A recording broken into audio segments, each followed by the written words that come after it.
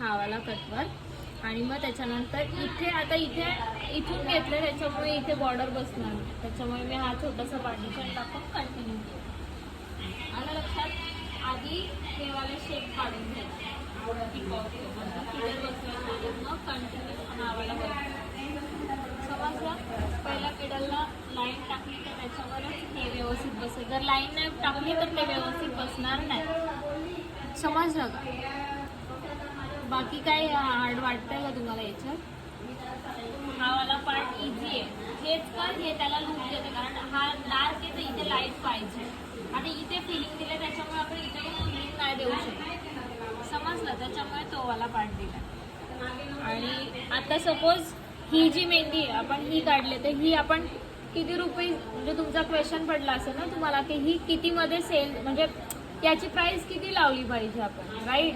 तर याची प्राइस आपण बोथ हँड 400 किंवा 600 घेतो, जसं डिझाईन असेल तसं. आता हा हेवी पार्ट आहे तर याचे आपण 600 घेऊ शकतो.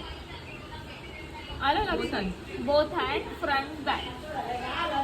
मग आता इथे 600 आहे, मग इथून तुमचे 4 फिंगर जसे वाढतील तसे तुमचे चार्जेस वाढणार आहेत. मग ते तुमच्यावर डिपेंड आहे तुम्हाला किती लावायचे ते. आता